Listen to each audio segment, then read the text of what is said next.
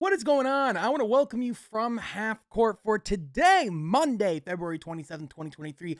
I'm your host, Sean Murphy, and today it is time to talk about some Detroit basketball. Specifically, we are in tank season, my friends. It is the final 20 some games of the NBA season, and tonight, the Detroit Pistons will be facing off against the Charlotte Hornets. And this game has a lot of implications for the Detroit Pistons, for the Charlotte Hornets, for the NBA draft lottery, for Victor Wembanyama's future, for Scoot Henderson's future.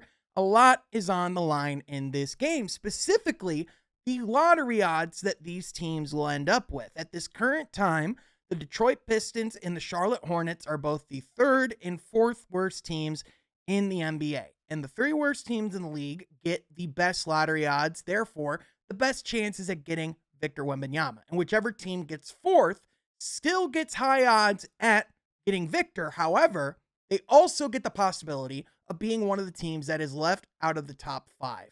And so for the Pistons, it's pretty imperative that they want to end up getting, at the very least, a top three pick in this upcoming draft, seeing that it is a generational draft class. Currently, the Hornets do have 4 more wins than the Pistons. They are currently, technically ahead of the Pistons in the standings.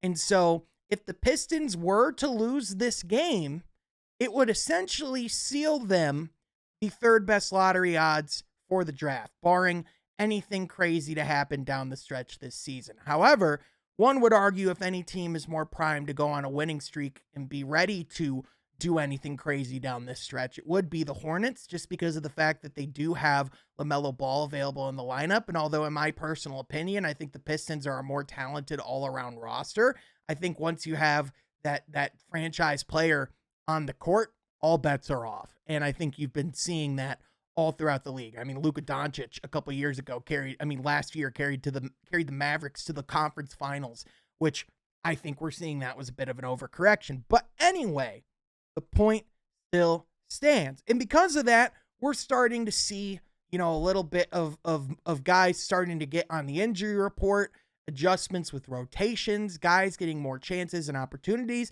And I think it's going to be really interesting. So first of all, guys like Jaden Ivey and Jalen Duren will both be out tonight. Jaden Ivey will be out due to personal reasons, and Jalen Duren is still out with that ankle injury that he's been dealing with since before the All-Star break. Bojan Bogdanovic is questionable tonight due to an Achilles injury, and Isaiah Stewart is also questionable with his hip injury that he sustained as well. So sounds like even more time for, guys like Isaiah Livers and Marvin Bagley, all, things that James Edwards pointed out and reported today from the injury report. But with that opens up the lane for guys like James Wiseman that we've been talking about quite a bit. But speaking on Marvin Bagley, dude went off over the weekend. If you did not watch on Saturday, Marvin Bagley, in his return game to the lineup after being out for 6 weeks due to the hand injury, had arguably not only the best game as a Piston, but the best game of his entire career. In the first half, he came out and had 13 points and 13 rebounds. And then he ended up finishing with over 20 points and 17 boards, 11 of them on the offensive end. He's the 5th Piston in the history of the franchise to be a reserve to have a game of 20-plus points and 15-plus rebounds. But also, it was the quickest double-double that he's ever gotten in his entire career. The thing that stood out and was abundantly obvious was the energy that he was playing with, the determination that he had. You could tell that he had a chip on his shoulder. I know a lot of people will go to, oh, well, yeah, he's clearly mad because the Pistons traded for James Wiseman. He's playing for his spot, which, yeah, sure, like maybe some of that's in there inherently. I think personally he looked like a guy that wanted to prove something. He was pissed that he was missing all that time, because Marvin Bagley seemed like he was ready to go out and actually make some noise and do something this season, build on some momentum, move on from the Sacramento situation, and to just continually have all these injuries bog him down and keep him out of the lineup. I mean, his season really hasn't even started in a sense. And so for him to be able to go out there and quite frankly look as dominant as he did, because he controlled the game. And I mean, it's not like Toronto had scrubs out there on the defensive end. I mean, they had Pascal Siakam, they had Jakob Poeltl. They couldn't do anything to stop Marvin Bagley. And it was, it was how determined he was on the offensive glass. It was how much he was pushing things as far as, on the offensive end in the post, how much he was, handling the ball. And like, quite frankly, he was just being aggressive, and that's what you want to see. And, with Marvin Bagley and Wiseman both, they just both are such athletes, and you see the ceilings on these guys because they both at times just don't even look like they fully understand what they're capable of. And James Wiseman, in his first few games as a Piston, I know we all were scared and, we're skeptical about what this was going to look like, like how good we were going to be, like, is it a mistake moving on from Sadiq, which, by the way, thoughts and prayers for Sadiq. He's already on his third coach in Atlanta, and he's been there for a week and a half. But anyway, James Wiseman has actually been pretty solid in his first 3 games of the Pistons. This is from my guy, Jack Kelly, who's actually coming on the pod this week. Shout out, Jack. In James Wiseman's first 3 games as a Piston, he's averaging 9.7 points, 8.3 rebounds, and 22 minutes, and his true shooting percentage is 50% from the field. So he's actually been pretty good, and his net rating has been plus 6.5, which is a team best since he's been on the team. It's only 3 games, but it's pretty abundantly clear, like, this isn't a guy that's bad at basketball or doesn't know how to play the game. This isn't a guy that was bumbling over his feet in Golden State. This is a guy that was in a situation where they're looking to contend, where they need players to be perfect. Steve Kerr didn't want to put him in the lineup because he couldn't do what guys like Draymond Green and Kevon Looney could do for them on a consistent basis. And perhaps this is something that the Warriors will live to rue. They could watch James Wiseman potentially blossom into a solid NBA player. I'm not saying he's going to be an all-star. I'm not saying he's going to be a superstar. I'm not even saying he's going to be a starter. I have no idea. But what I can tell you is there's times where James Wiseman just looks insanely impressive. And I mean, the athleticism jumps off the screen, and everything that you hear about the guy is how stand-up of an individual he is, how much they loved him in Golden State, how much, like, as a person, they admire James Wiseman. And so far, everything we've seen is that he's just come in and been working his ass off. And so, he had a lot of passion and a lot of frustration that he showed when he fouled out the other day. And that's just the other thing is just, he's just like any other young big. He's just got to learn the game, and he just has to learn a little bit more of the nuances. Like, he knows how to play basketball, but he has to learn how to play NBA basketball. And that's the thing that he's going to have to learn.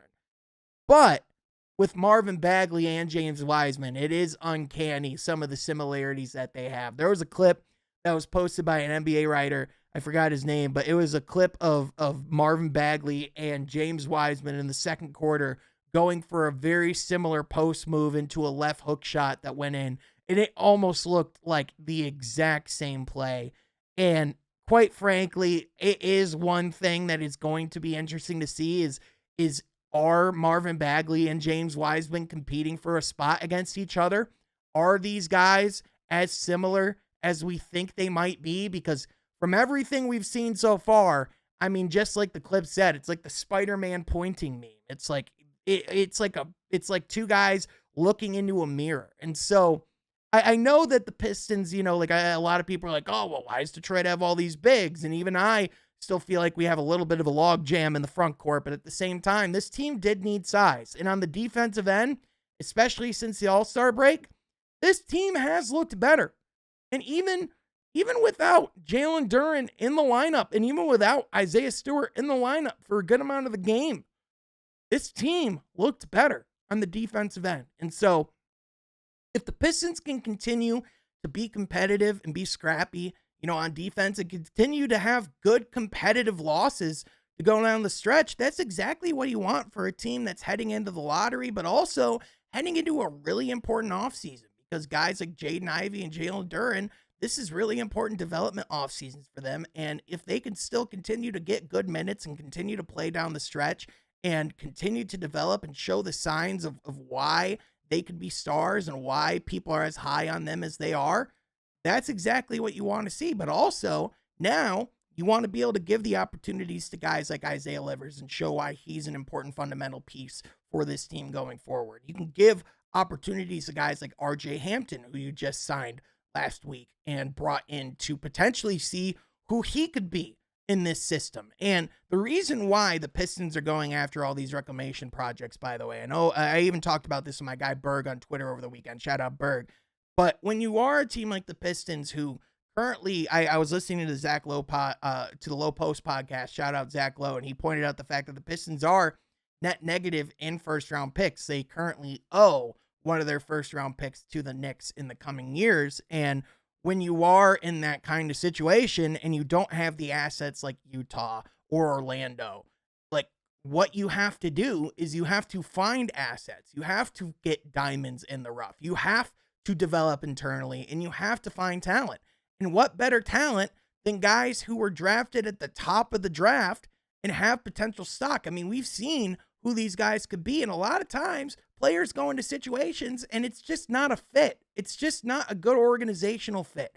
Sometimes these players are failed by these organizations. By the way, I think we see what a lot of guys are feeling in Houston right now, especially, the fact that they just gave up 71 points to Damian Lillard last night. Good Lord. I was in a Rocket space listening to everyone talk about this. By the way, there was a guy that said, "We're the Houston Roosters now. They're chicken cutlets. They're cooked." I was just laughing so hard. But the ultimate point is what you want down the stretch is not performances like the Rockets where you're giving up 71 points to a guy, but rather performances like you've had the last few games where even if you've been really sloppy on the offensive end and have had a lot of turnovers, you're being sloppy on the defensive end because you're putting in a lot of effort. You're causing the other team to be really uncomfortable. And even though it was in a loss, they gave up a season low point total to the Toronto Raptors and caused them to shoot 37% from the field. They couldn't get comfortable all afternoon. And a lot of that was because of the effort and intensity that the Pistons showed. So if they can show improved intensity, defensive effort down the stretch, build that identity for themselves, be competitive, even get a couple statement wins as well, because it's not like you want to lose every single game down the stretch. You certainly want to put yourselves in the good position to get good draft lottery odds, don't get me wrong, but at the same time, you certainly don't want to end this season feeling worse about yourselves either. So it's definitely a delicate balance. It's a tricky situation to be in for Troy Weaver, for Dwayne Casey, for all these players, but at the end of the day, what really matters is what this team's going to be able to do next season and beyond. And so for these stretches of games, put yourself in the best situation possible for the lottery, but don't go out and just blatantly tank and lose these games on purpose either. Compete, fight, go out there and prove that you want to go out and do something next season. But don't screw up your chances at getting victor either. And with that, what are your thoughts on the Pistons in the current state? What were your thoughts on Marvin Bagley's statement performance in his return? Do you think this is something we could be seeing more consistently from Marvin? Do you think this is, a guy that we should be looking at more seriously down the stretch? And who are you excited to see play as the season winds down? I would love to hear what your thoughts are in the comment section down below. But that is going to do it for today, folks. Thank you so much for listening. I'll catch you guys next time from Half Court. Be sure you subscribe.